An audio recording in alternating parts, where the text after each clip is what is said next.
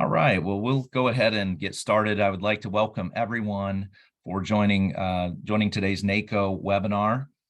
Really appreciate you taking time out of your busy schedules, especially during a busy time of the year for many counties.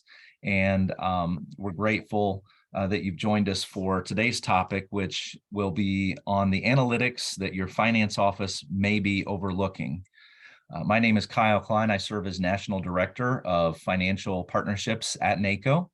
I also serve as the Program Manager working directly with our best practice program here at NACO with 3+1 on the liquidity and cash management data program. And today you're going to hear from two different speakers from 3+1 about how they are using liquidity data in new ways that maybe your office hasn't seen or has not been familiar with, or your finance offices haven't been familiar with. But in leveraging this type of tool to really support their work and find new value, new revenue, new savings off of the taxpayer cash that they're already managing. It's like we like to say around here, this new technology and as data insights and analytics become available, it helps give you eyes to see your cash in new ways, and just gives you eyes on that picture to really leverage benefit for your taxpayers. So again, grateful for the opportunity to be with you. And just a little bit of housekeeping before I introduce our first speaker. We would like this to be an interactive conversation. We'll take questions all throughout the presentation. So feel free to use the chat function at the bottom of the screen. Type in your questions. I'll be monitoring that. Our speakers will be monitoring that, and we'll make sure that we get to all of your questions in a timely manner. Also, you see the presenters in front of your screen. There's the contact information. We will we'll share that contact information with you again toward the end of the presentation, so that if you would like to reach out for more information and learn more if this tool and application could be helpful for your county, we would love to hear from you and love to follow up with you in that regard. So without further ado, I would like to introduce our first speaker, Michael Ablowich from 3+1. And Mike is the Vice President at 3+1. And just a little background there, he's worked in public financial management for nearly 30 years as a state treasurer in New Hampshire. He's worked as a state budget director and also technical advisor to numerous national treasuries in developing and transition countries. For the last 15 years, he's worked abroad in a variety of countries on strengthening public financial management, transparency, and treasury operations at the U.S. Treasury Office of Technical Assistance. As I mentioned, he served as the state treasurer prior to that with the state of New Hampshire, and that's a constitutional office within the state. And this role was responsible, as most of you are aware, for cash, debt, investment operations for the entire state of New Hampshire. His background includes serving as I had said, budget director, and he's earned a master's degree in business administration from the University of New Hampshire. We'll also be joined by Alex DeRosa from 3+1 and relationship director over there, and look forward to hearing from these gentlemen about how they're helping counties actively find new opportunities through their liquidity data. So I'll go ahead and turn it over at this point to Michael. Thank you, Kyle. Appreciate it. Appreciate being with you all today, especially for those of you with a June 30 fiscal year end. So happy New Year as you wind down to the end of the year, and also look forward to the long weekend coming up for Independence Day. So appreciate the opportunity to talk to you all. We'll talk about some set analytics you may be overlooking, but also maybe a slightly different way of thinking about how we do our cash forecasting and how we think about liquidity management. So next slide. It may be a little bit basic, but I think it's important just to make sure that we're all on the same page. And that's just to remind ourselves that when we're talking about investing, and we're talking about the time horizon for our investments, that there is a relationship between how long we're willing to invest, the rate we're willing to, that we possibly can earn, and also the let's say the marketability of those investments that we happen to purchase or buy. So next slide. Also, another critical concept, public funds investing, our three pillars of safety, liquidity, and yield. Safety really being, making sure we get our investment back. And usually we look at that by we look at the credit rating of the investment that we buy, or maybe the rating that we have on our banks that we work with. The other one is liquidity, or I would say marketability, meaning what's the ease with which we can convert whatever investment that we buy into cash at some point in the future. So you can, if you buy a treasury security, very easy to sell it at some point in the future if you needed to. You may have a change in price, but it's very easy to buy and sell a treasury security. It's a little more difficult to buy and sell a CD. You may have a penalty associated, for example, with the CD. So liquidity is another important facet. And then the yield or expected return on our the investments that we purchase or enter into. So next slide. The other thing, sort of as an assumption or as a basis for the presentation, we do assume today, and we have the case where we do have what we call the positive shaped yield curve. There is a slight anomalies in the yield curve today that the 10-year treasury is a slightly lower rate than the 5 and the 7-year treasury, at least in the market today, but that doesn't change sort of our general approach and how we'll talk about how we look at liquidity management and investment planning, so to speak. So next slide. This is just to sort of set the stage. This is the current treasury yield curve. This was as of about a week ago. The curve pretty much looks the same today, maybe just a few basis points higher across the curve there, but these are the rates that we're sort of looking at and we'll talk about, and then will sort of be referenced later on in the next couple of slides. So next one.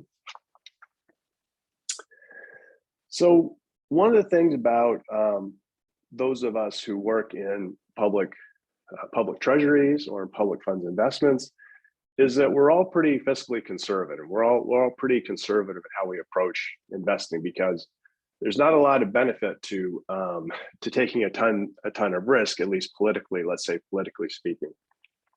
So we all tend to be pretty conservative. And if you talk to most treasurers or many treasurers, whatever adjective you want to use or modifier, most people are invest like you see on the screen, meaning they've got, say, 10 to 15% of their funds sort of sitting at the bank. They've got another, let's say 75% or 70% of their money, maybe in their local government pool, or maybe they have it in a bank money market kind of instrument or account. So that's where you see the green bar with the 3-month bill as the rate. And then many public treasurers have some sort of a CD. They said, you know what, I'm going to dip my toe and maybe have one CD that goes out for about a year. This is typically how we see treasurers investing today. And there's different reasons for that, but this is sort of the approach that people seem to be using today.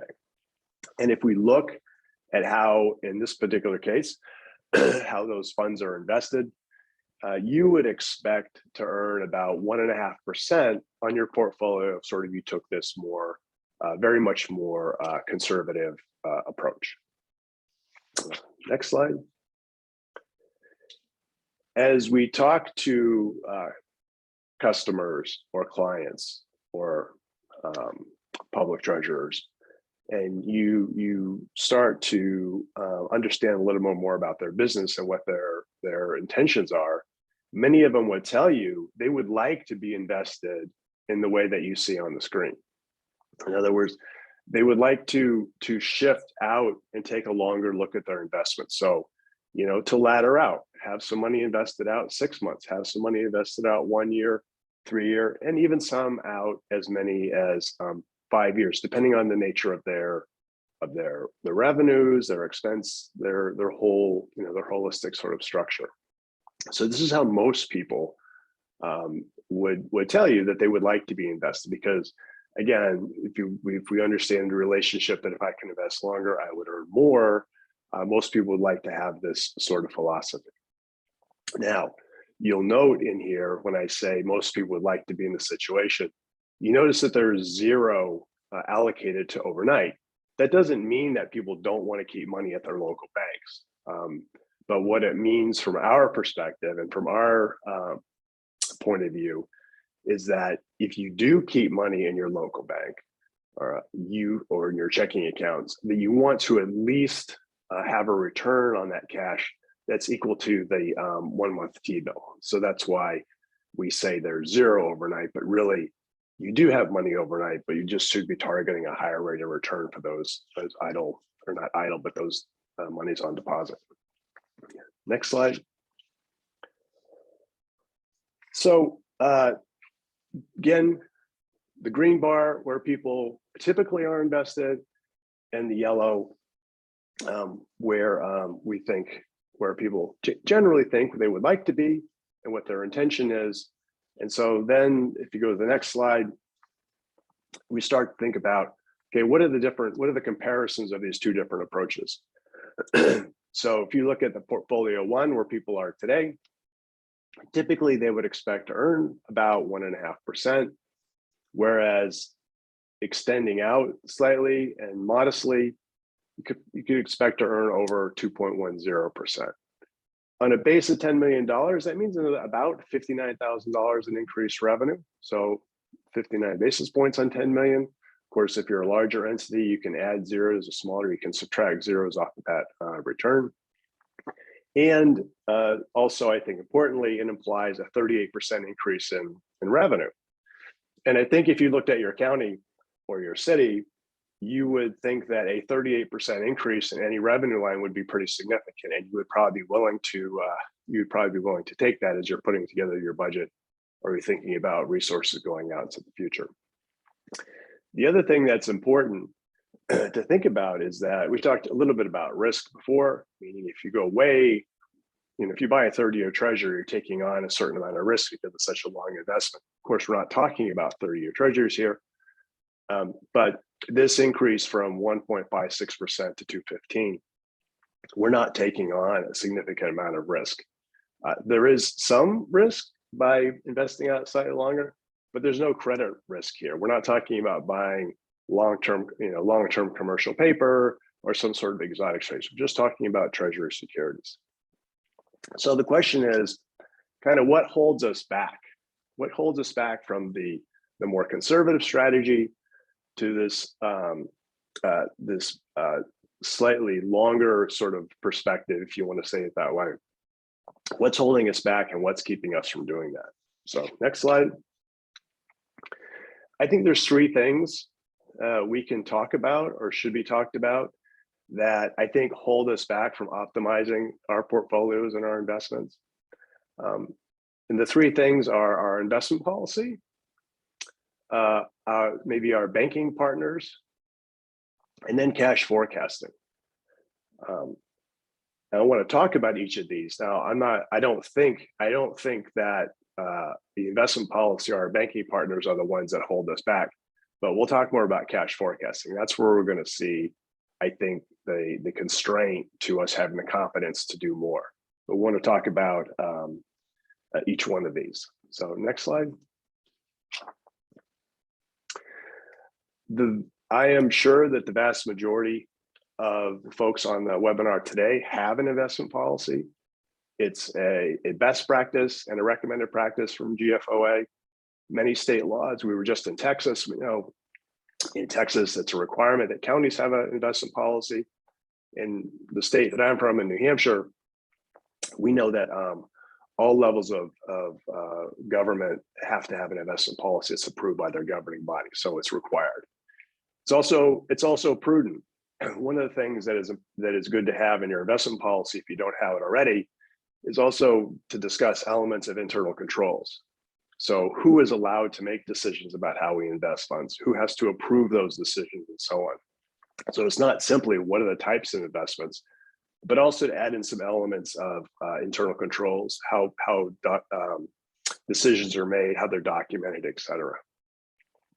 And the other important point is that most state laws are very much wide enough to allow us a full range of options. So it's not really local, it's not really the law, it's not really our investment policies that are holding us back when we think about how do we gain the confidence to extend out a little bit our investment portfolio.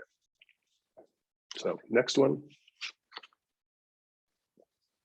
The other thing that is not holding us back are our banking partners. We all work with great local banks, national banks, investment firms. There's plenty of options out there for optimizing your portfolio. And if you have a local bank and they don't have a place for you to be able to buy treasury securities, for example, I'm sure they have affiliate corporations or partners that can provide that to you. And also, we have plenty of local government pools. Again, just being in Texas recently, they have many local government pools as options. Some states only have one option, some have multiple. So, but there's plenty of options out there, and local government pools are a very important part of our investment strategy and one of our important, financial or banking partners. So the banking side, the investment policy, those aren't the things that are holding us back. So next one.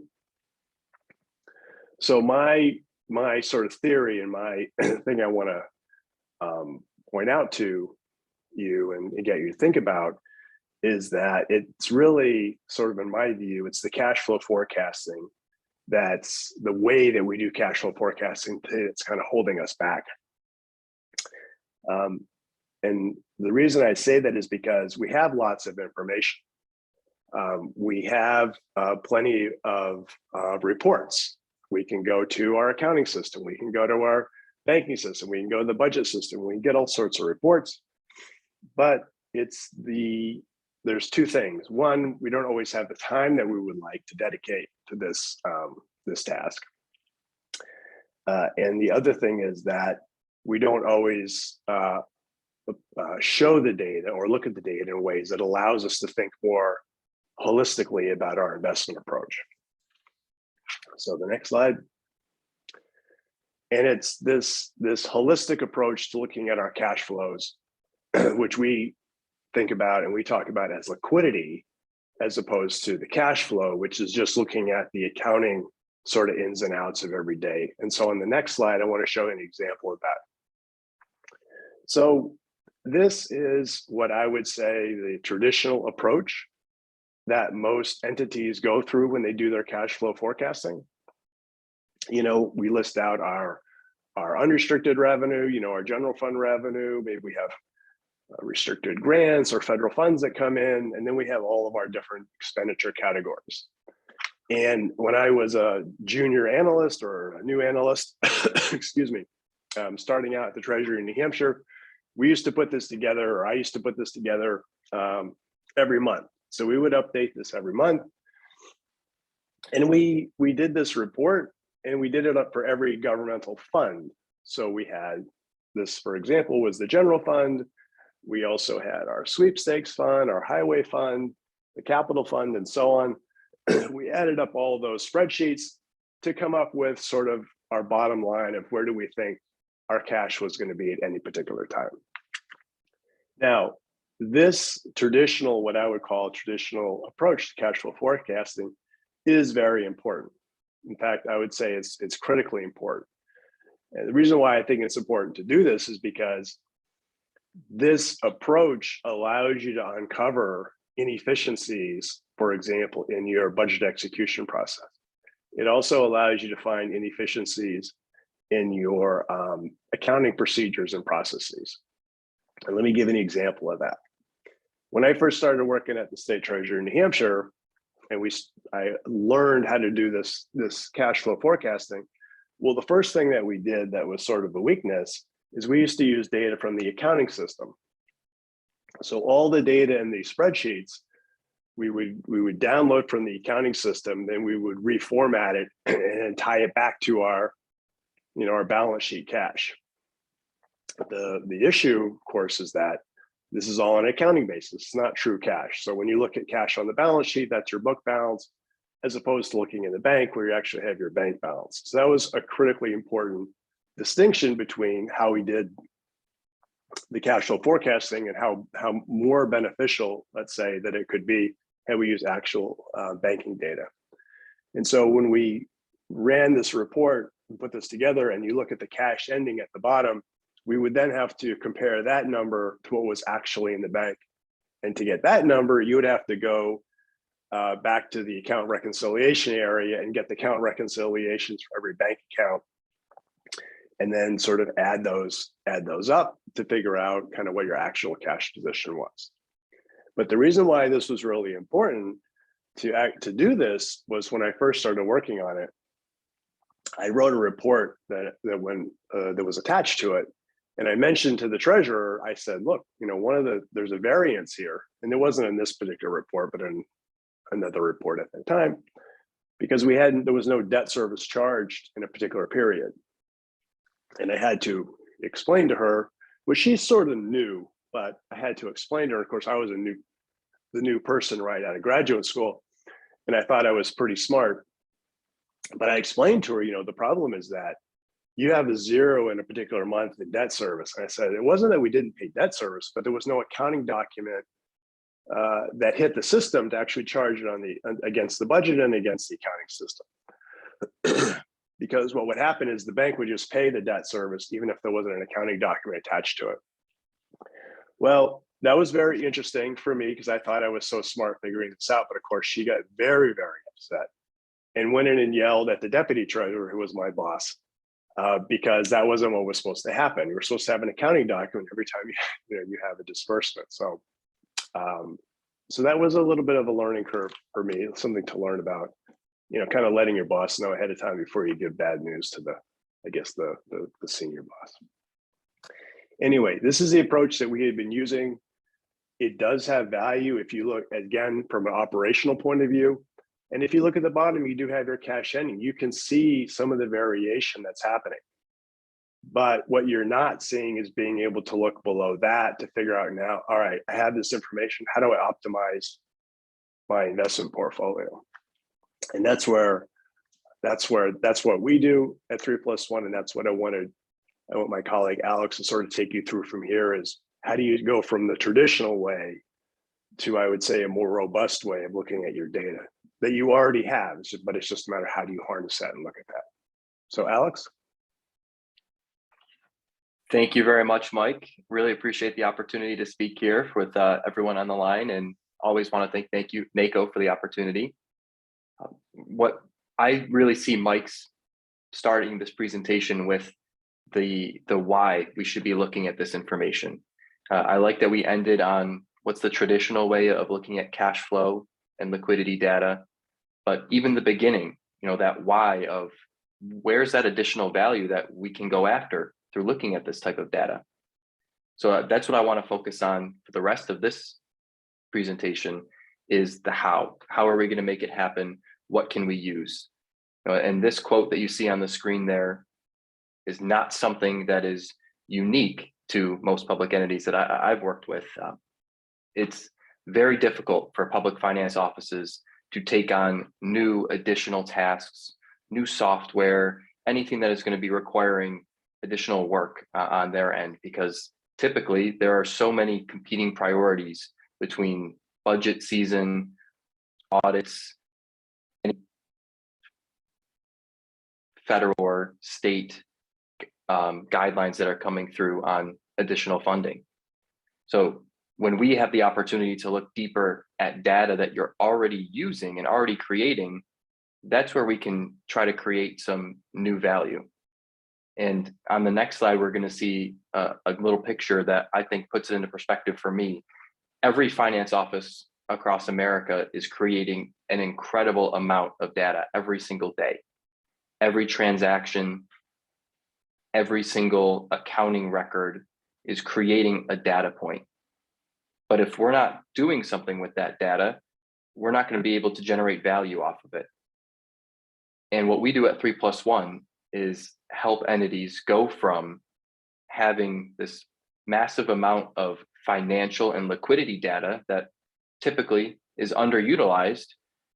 And we go through a process to aggregate that data and then run models and simulations on that data so that we can go from a pile of numbers, like you see on the left, to a story, like you see all the way on the right. And one of the most important stories that we tell is our liquidity stress testing. This is the exact type of information that is going to be useful for public treasurers to optimize their investment portfolios, like Mike was mentioning. What you see on this graph here would be every single dollar across every account for a public entity, and then run through a simulation of stress tests, just like an engineer would be stress testing a bridge or a building to see if they can withstand a earthquake or other natural events. Your public entity should be stress testing your cash so you can be comfortable with, where is my short-term cash that I might need in the next 30, 60, 90 days? And where's my long-term cash that I know without a doubt I'm not going to need in the next year or 2 years, with data backing up that information? And this graph and the table that you'll see on the next slide are exactly what public treasurers that work with CashVest use to optimize their portfolios and to show their stakeholders that they actually have cash that's available for longer periods of time. We have a colleague named Bill at our office who is a public treasurer himself for about 25 years. And he always tells us stories about doing and making investment decisions on the back of a napkin. And really, even though there are lots of new technological opportunities out there, many treasurers that I work with today still say that they're making investment decisions based on a hunch, for lack of a better term.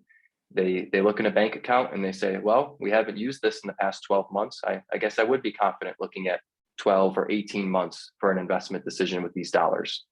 But they don't have a concrete statistical analysis to point to that helps them with that decision. And that's what time horizon data and stress testing can bring to your entity. When you're able to view your cash through these different levels of liquidity or different buckets, and understand that each bucket has a different value. That's why this is so important, especially with where our economy is today. Because if you walk into a bank, they're going to give you a very different rate for money that is kept in a liquid account compared to money that you tell the bank, oh, I don't need this for 18 months or 24 months. Let's put this in a CD.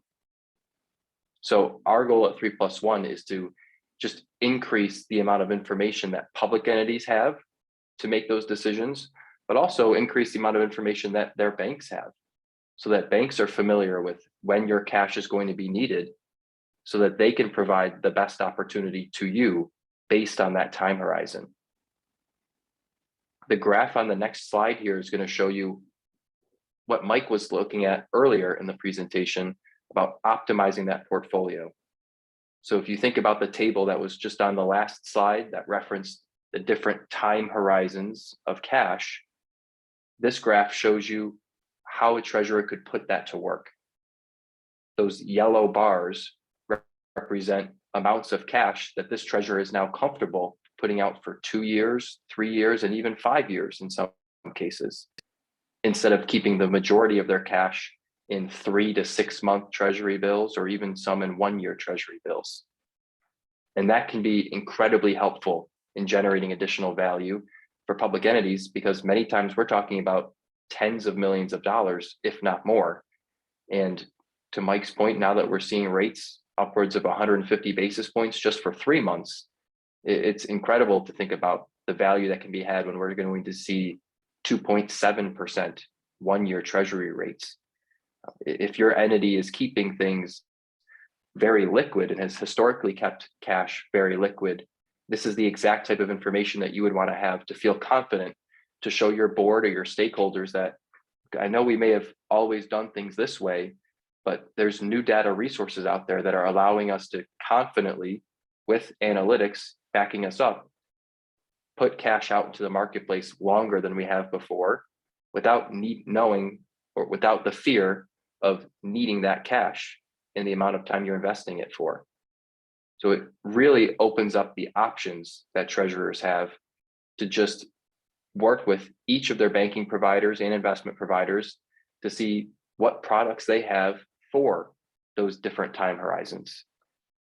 Even on the personal side, anytime you're thinking about managing your own money or the money of an entity, one word that constantly comes up is diversifying. You don't want to have all your eggs in one basket. Well, for public entities, while we can't necessarily diversify an investment type in many ways because we're restricted through those investment policies, what we can diversify is that duration. And this data allows entities to spread their cash across more durations so they can generate more value and guarantee that value into the future by using fixed income. The next slide is going to look at our step ladder approach to investing public funds. And there's a few different meanings behind this one. First, especially for entities that might be a little bit newer to this process, we are always encouraging taking baby steps. You're not going to be able to go from keeping 100% of your funds in liquid and bank accounts or in treasuries and CDs of durations of 1 year or less to all of a sudden implementing a brand new investment strategy spanning 5 years or longer in some cases. It's going to take time to see where we are in the marketplace, review your data, and review what options your providers have for you. It's not a race to right away say, oh gosh, I better go put some cash away for 2 or 3 years because those rates are higher now. We want to make sure that you're able to do that and that you can get competitive market value for it. So I don't want you to think that we're always able to go from step 1 to step 5 without having that supporting data and information in between step 1 and step 5. But once you are comfortable that you have a grasp on your own liquidity and the time horizon of your public entity's cash, and that you have the providers in place who can provide you with the most competitive options that are allowable under your investment policy and your state's guidelines, you are ready to implement a new investment strategy. And one of the most popular strategies that we see entities using is what we like to call that ladder approach or that step ladder approach. And that's where you're going to be able to, depending on the liquidity information of your entity, take out cash for different periods of time so that you always have cash coming due within a certain period of time. So for example, if you were going to use a 1 year ladder over 5 years, you could start by taking $10 million and putting $2 million out for 5 years, $2 million out for 4, $2 million out for 3, and so on, all the way down to 1 year. So in this situation, you're always going to have $2 million available coming back to your entity or maturing within 12 months, but you're also taking advantage of that long-term 5-year, 4-year, and 3-year rate at the same time. Now, that's not something I would encourage an entity to do without having the data to confidently back you up that you can go out 5 years with cash. But that step ladder approach is a great way to be consistently able to take advantage of opportunities in the marketplace. That's the exact opposite of putting all of your eggs in one basket, because you're literally dividing your cash up into these different buckets over periods of time, because the rate environment will certainly move throughout that 5-year period. And most public treasurers that I work with aren't trying to guess the market or time the market. We're certainly in unprecedented times right now where interest rates have been increasing very quickly, but that's not going to last forever. Rates have gone up and they have gone down for hundreds of years, and that's going to continue. So when you're using a laddered approach like this, you're always going to flatten out that interest earnings line item compared to leaving things up to chance, up to where the market goes, where 1 year you might do great and the next year you fall off a cliff because rates fell really quickly. It's important that if you have long-term cash, you're able to lock that value in and guarantee some of that value into the future, because we never know what's around the corner. And COVID was a real example of that. And the next few slides are going to show us how this strategy held up during the COVID pandemic. When we look at performance for public entities over the past 12 months in particular, that blue line represents fixed income returns, and that orange line represents investment pools or liquid account returns. And clearly, as you can see, in 2021, fixed income was returning to far greater levels for the data that we collected, because entities in fixed income had those rates locked in from times before the pandemic when interest rates fell so quickly. Liquid returns remained low throughout the pandemic.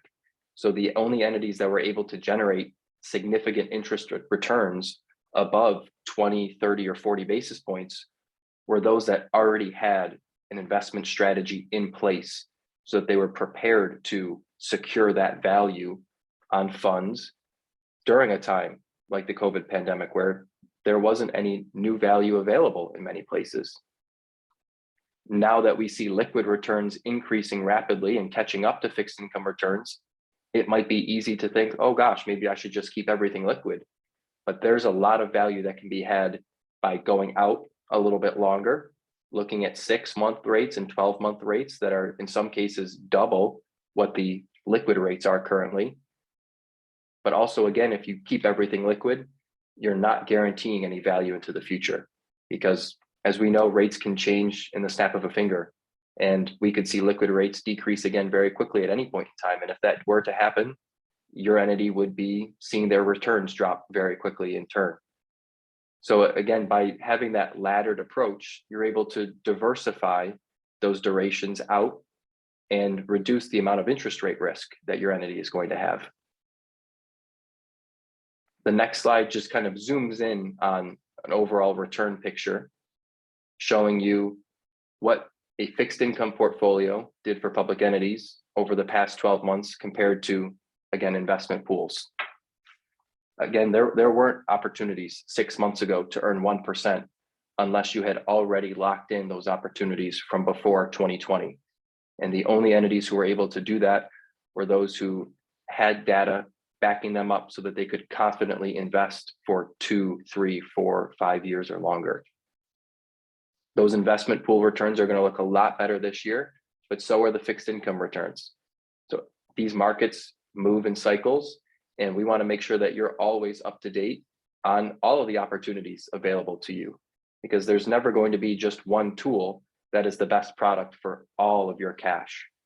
As cash has different time horizons, you should be managing it in different products that align with those time horizons. And the next line gives you a great idea of some marketplace benchmark data that is so important when making these liquidity investment decisions for your entity. This is just an example of some of the data that we've collected at 3+one over the past month. And you can see the very wide range of offerings currently between 12-month CDs, T-bills, all the way down to checking accounts. If you're not reaching out to 10, 15, 20 different banks in your state regularly to see what options are out there, you might be missing a lot of value that's out there on the table. In New York State, where 3+one is based, we've seen entities have rate differentials greater than 1% for the same duration on CDs from just 2 different banks that are headquartered in the same city. There is a very big difference between each individual bank's appetite for cash and willingness to adjust to the interest rate market and the type of environment that we're in right now. At 3+one, as an independent data provider, our goal is just to show public entities what others are earning in the marketplace and what other providers are paying. I think of it as something very similar to a lot of travel sites that are out there, like Google Flights or kayak.com, where they show you what airlines and what different hotels are offering for the same day or the same week and what their prices are. Your entity should be using peer benchmark data so that you have a confident view of what the marketplace says your cash is worth. Because if your bank isn't adjusting rates yet, I'm very confident there are others in your state that are.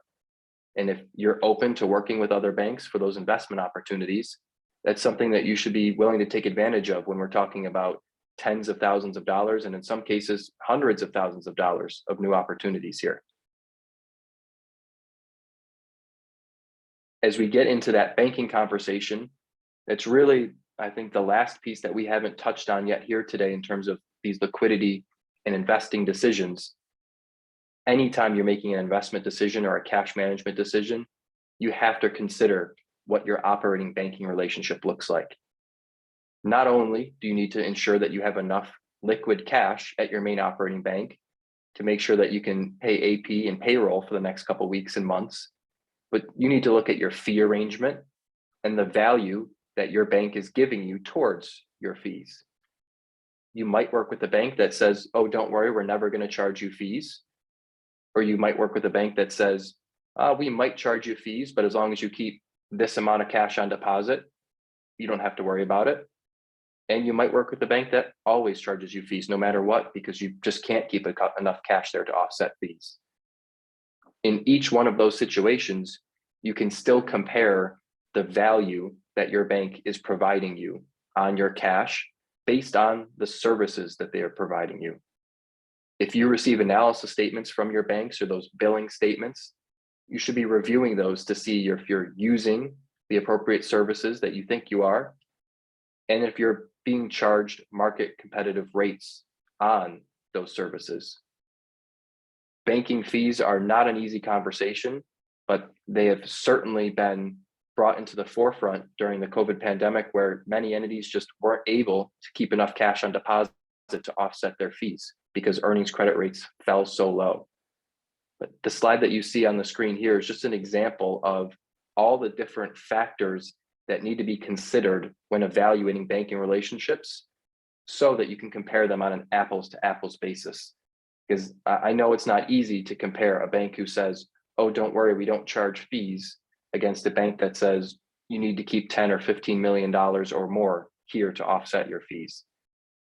And at 3+1, our goal is to aggregate all of this information and share it with public treasurers so they can have a very easy way of comparing their bank's return on investment based on the services that they provide.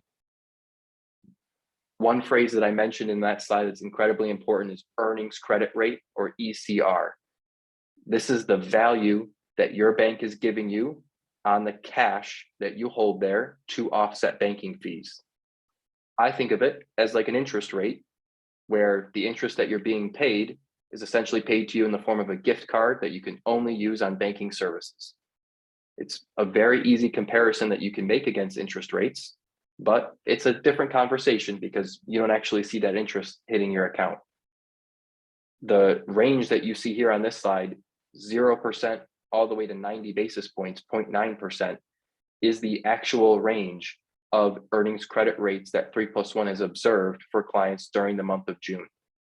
That means there are real banks out there today that are telling their clients, I'm still not that interested in cash. I'm only giving you 0.01, 0.02 towards your fees for every dollar you leave with us.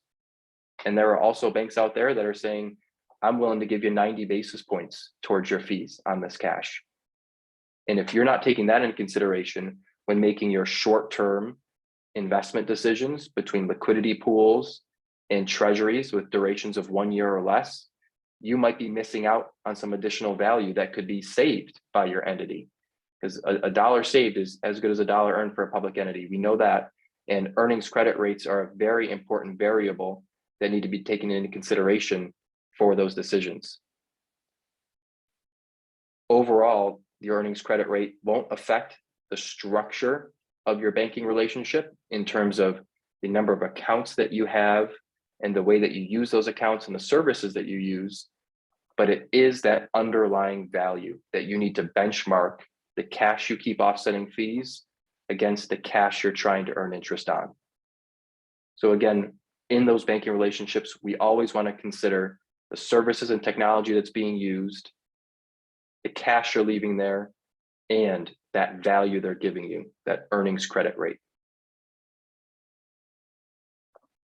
So overall, again, just want to thank everyone for their time here today, and would like to end it on a couple key takeaways that really, I think, can help your entity take next steps for garnering significant value in an environment where we're going to see higher rates than we've seen in 5, 10, 15 years potentially.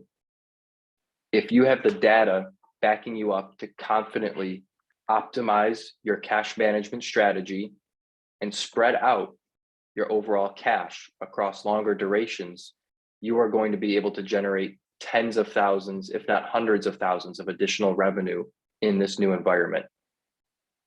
Think about the yield curve when you're making those investment decisions and understand that the longer you go out in a normal environment, the more value that there is to be had. And if you have liquidity data backing you up so you can show your stakeholders, I'm not making this decision just because it's a higher rate. I'm making this decision because this model shows me my cash is available for this long and it's a higher rate. That's a very convincing case as to why your public entity might be implementing a new strategy or optimizing your strategy in new ways. Lastly, always make sure we're reviewing your banking relationships for hidden opportunities to generate savings or new earnings, because your banking arrangements in 2022 should not look anything like they did in 2020 or 2021.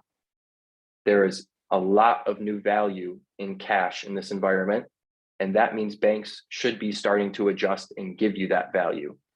So if you've been paying fees, you should see those fees go down. If you've had compensating balances, you should see those balances decrease. And if your bank's been paying you interest, those rates should be going up.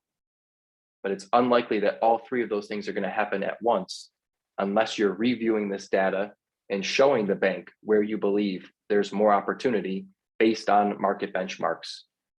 That's the one thing that I know bankers appreciate more than anything is increased communication and sharing of data.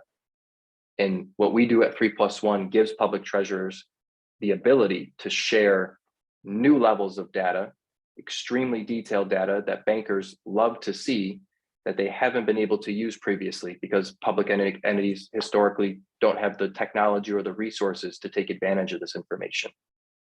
So when you're able to share that with your banker, you could be looking at a better investment strategy and a better operating banking relationship.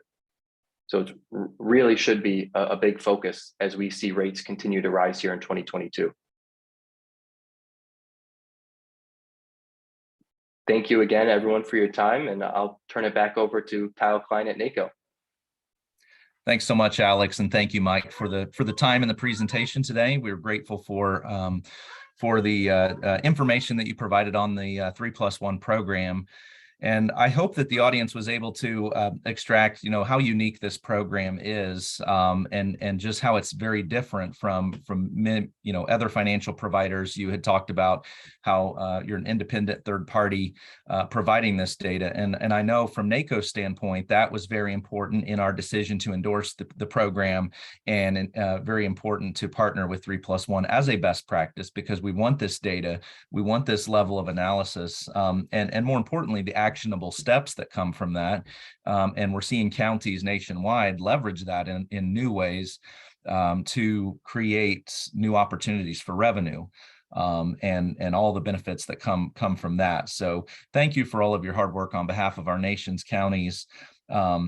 And you talked also about benchmarking, and I think that's also something we're hearing more and more of. I was just out in Washington State, and the state treasurer was there meeting with the other county treasurers across the state, and that was a very a point of emphasis on the independent third-party benchmarking. So having a third party really benchmarking your rates, benchmarking your banking relationships. So that's something they're really stressing out there, and I've seen that more and more nationwide. So I guess I just want to invite any last questions. If anyone has any questions, feel free to just unmute yourself at this point or type in the chat. But Alex, I did want to ask you, what does it take to get started, and how much time does this take, in terms of staff time to get up and running, and what does that relationship look like? Great question, Kyle. As I mentioned during the presentation, we at 3+1 are using data and information that public entities are already generating. We're leveraging information that exists already out there. And the easiest way for us to get access to that information is directly through online banking portals. We're able to work with counties and other entities across the country to download their information directly without staff needing to download statements, send things via email, anything like that. So that's the beauty of new technology and data resources, is these basically automatic hookups for data to be downloaded and input into a system that can leverage technology and input or output some actionable information here. It's very different than the very heavy data entry world that we came from in the 90s and early 2000s now with these new systems. That's great. Well, thank you, Alex. And I don't see any other questions, but you see the contact information in front of you for the audience, both Mike and Alex. There's email and phone number. And you can always email me if you have any questions on for the NACO side. My email is kcline@naco.org. So just would like to thank our speakers one more time. Would like to thank the audience for joining us and taking time out of your busy days. And I know as we head into this 4th of July weekend, I just want to thank all of the county officials, county staff for all that you do on a daily basis, you know, for your communities. And we thank you for your involvement in NACO as well. So thank you for being here, and just wishing everyone a very safe and happy 4th of July holiday. Thank you. Thanks, everyone. Thank you. Thank you.